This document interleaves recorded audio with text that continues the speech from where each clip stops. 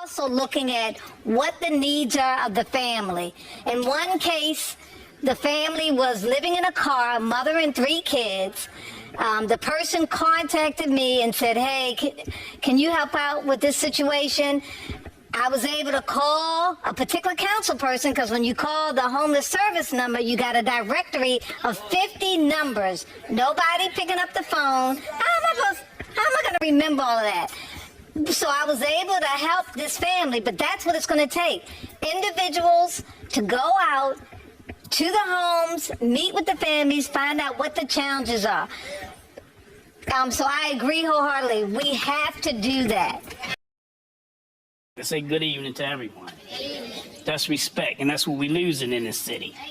Okay, former Mayor Dixon, I really commend you on how you answered that Monzi question, especially coming from McKenzie, because as we know in the past, literally they had run away from that question.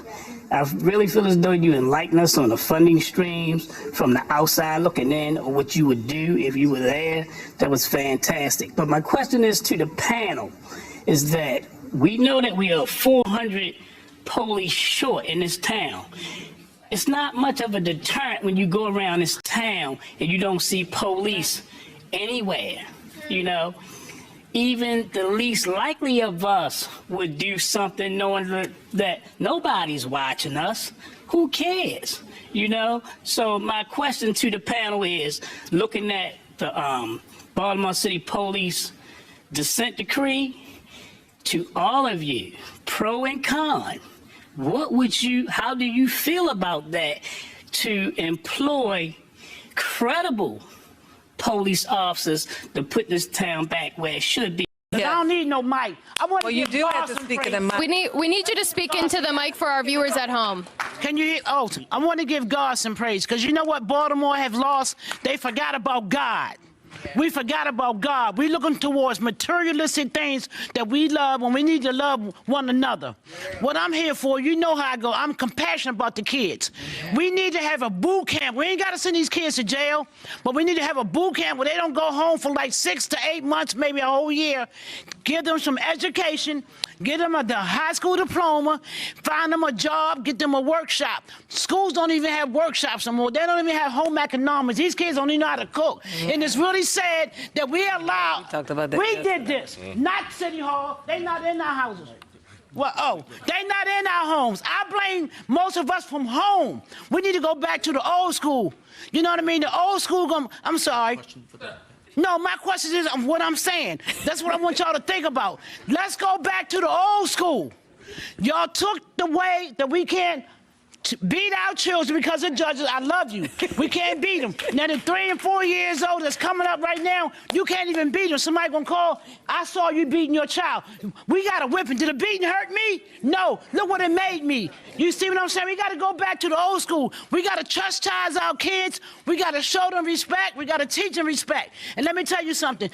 I feel as though if we do a boot camp at one of these schools that nobody's using, that we ain't got money, you spending money in it, make that a boot camp for the kids, teach them what they need to know. Show them how to get respect. Teach them respect. And you talking about the police department. You see all these people in my police department nationwide. You already know what I'm all about, right? Like, check this out. They got their own handcuffs on their own back. They can't touch it. Old folks ain't doing no crime. It's these young kids. We need to go back. And I'm sorry to be excited. I'm so excited when it comes to them kids, man. Because like y'all ain't old yet. You're going to get old if you live long enough, right? These kids going to be tearing us up. We can't come out the house now. What you think you're going to do in the next 10 years? All right. Do something about it. All right. I do have a question that goes. The budget this year is going to be $1.7, you ready, billion dollars. And then what we do is we give it to 164 principals to decide what they're going to do with this 10 million, 20 million. There's no accountability. I have been working as a teacher, and every time I ask for something, I'm told it's not in the budget. I worked 3 years out of school with no heat. So we really need to make some changes in that. But my question is, 58% of students now are currently truant. They don't come to school.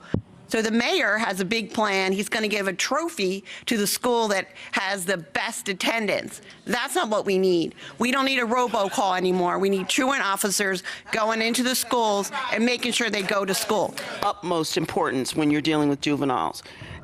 We all grew up in families. You know how it was. If there was a consequence, you changed your behavior. If there was not a consequence, you kept doing what you were doing. And we, as judges, know what it looks like when an adult never learned consequences, because they grow up, they commit crimes, and they're in my courtroom, and now I have to teach an adult what consequences look like. Because I'm a former teacher and education is my passion. And I actually work with an organization right now who's providing mental health services and partnering with schools. And we have hired former police officers who are now truant officers at the school. But they're not just truant officers checking on the children. They're also looking at what the needs are of the family.